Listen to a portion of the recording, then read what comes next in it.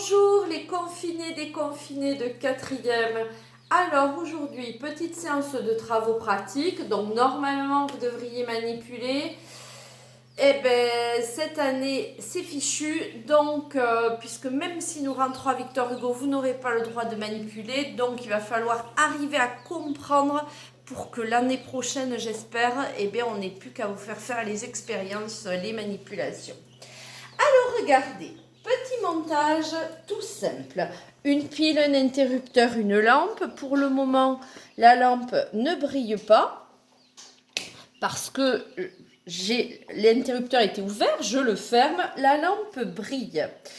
Alors, pour le moment, ma lampe est alimentée par une pile 4,5 volts. Vous ne savez pas encore ce que veut dire pile 4,5 volts. Disons que c'est la pile plate. Puisque les volts, c'est la tension. La leçon sur la tension, c'est notre prochaine tension. Je suis en train de positionner l'ampèremètre en série. Donc, j'ai enlevé un fil et j'introduis dans la boucle l'ampèremètre. Je vais me mettre sur le calibre le plus grand, c'est-à-dire le 10 ampères avec le sélecteur. Je l'ai sélectionné.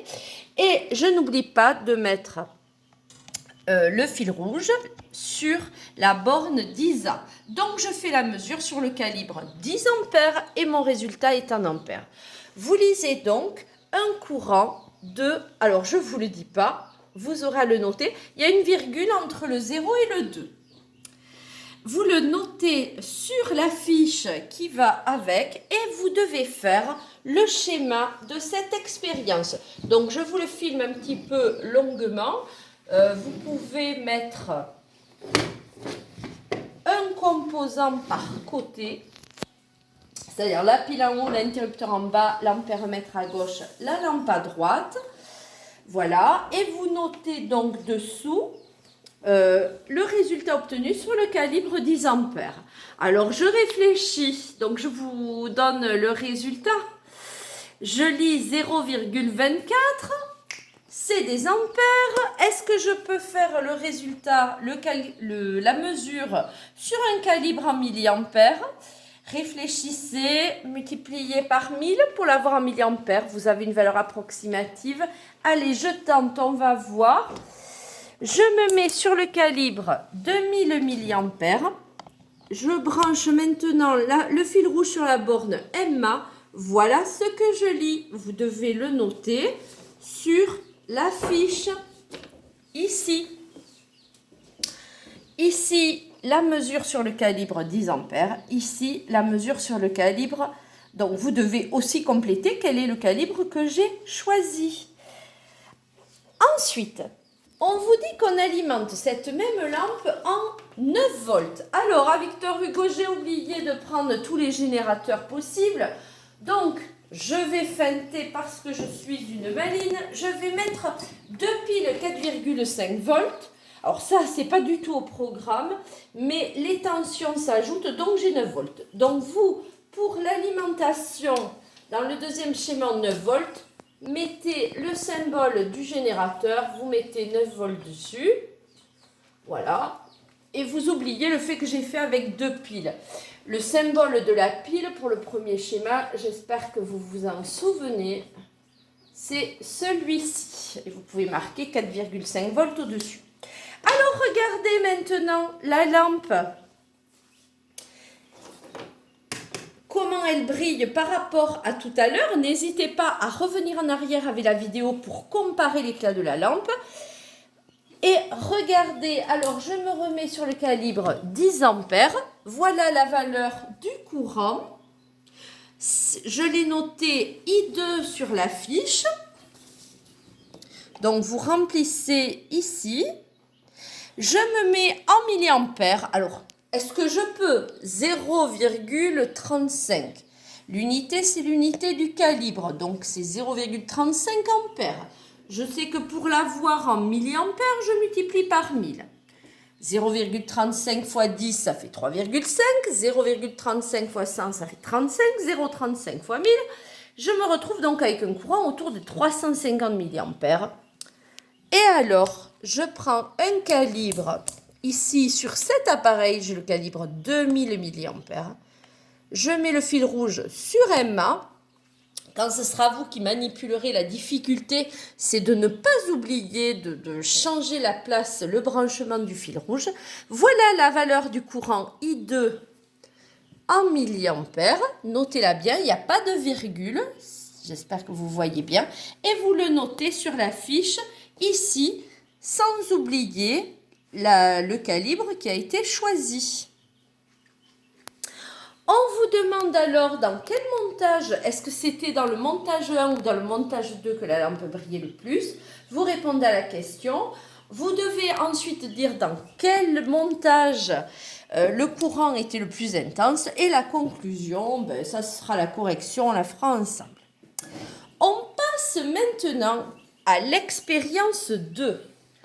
Maintenant, je vais alimenter non plus une lampe. Alors, je me remets sur le calibre 10 ampères ici. Hop. Je vais mettre 2 lampes en série. Voilà. Alors, je vais remettre une seule pile. Hop. Donc, je vais me servir du fil pour brancher ces 2 lampes en série. La question que je vais me poser maintenant, donc vous le voyez, ces 2 lampes brillent.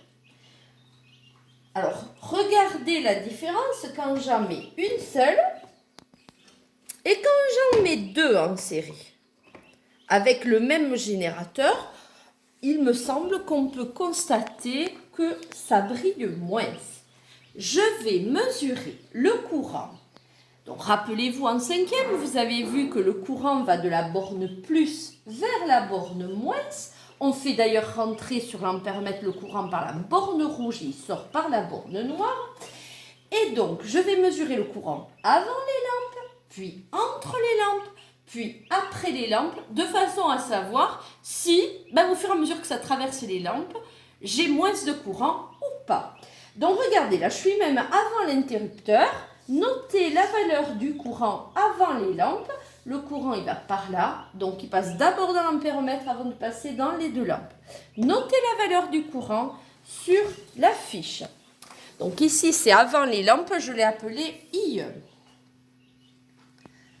Et donc, vous remplissez, c'est sur le calibre 10 ampères. Alors, je vous demande ensuite de le mettre en milliampères. 0,17 ampères, ça fait, je multiplie par 1000, on est autour de 170 milliampères. Alors, est-ce que je peux me mettre sur le calibre 2000 milliampères? Oui. Et j'ai un courant autour de 171, j'avais prévu 170. Je peux donc même me mettre sur le calibre 200 mA et vous voyez que c'est de plus en plus précis. J'ai même un chiffre après la virgule. Vous notez cette valeur sur la fiche. Maintenant, j'enlève l'ampèremètre et je vais venir me mettre entre les lampes. Alors, je rebouche avec un fil l'endroit où il y avait l'ampèremètre. Et je positionne cet ampèremètre entre les lampes. Je fais attention que le courant va du plus vers le moins. Donc, mon courant rentre par la borne rouge, sort par la borne noire. Sinon, ce n'est pas difficile. J'aurai un signe moins et j'inverserai. Je me remets sur le calibre 10 ampères. Notez la valeur du courant I2, qui est la valeur du courant entre les lampes. Ça fait 0,17 fois 1000, à peu près 170. Je vais donc prendre un calibre en milliampères. Est-ce que je peux faire plus précis? Oui, calibre 200 milliampères, 200 étant supérieur à 170. Vous notez la valeur du courant I2, la valeur du courant entre les lampes. Et maintenant, je me place après les lampes. Donc, je remets un fil à la place de l'ampèremètre entre les lampes. Je viens le positionner après les lampes. Je me remets sur le calibre 10 ampères. Donc, mon courant part du plus vers le moins. Ici, je suis après les lampes. Voilà la valeur du courant I3. I3, c'est le courant après les lampes. Je me mets, comme tout à l'heure, sur le calibre en milliampères. Là, je suis sur 2000. Et je me peux même passer donc sur le calibre 200 puisque je suis autour des 170 mA. J'attends que ça se stabilise. On est à 170,2. Voilà, donc vous conclurez de vous-même. Est-ce que la valeur du courant, elle diminue au fur et à mesure que le courant traverse les lampes, ou est-ce qu'au contraire, c'est partout le même courant? Ici, on est dans un circuit avec deux lampes en série. Est-ce que le courant est partout le même dans toute la boucle, ou est-ce qu'au fur et à mesure que ce courant traverse les lampes, il y en a moins après qu'avant? Vous me direz ça, vous me l'écrirez, vous m'enverrez votre polycope et ensuite je vous enverrai la correction. C'est la moitié de la séance de travaux pratiques, l'autre moitié arrive. Je vous remercie.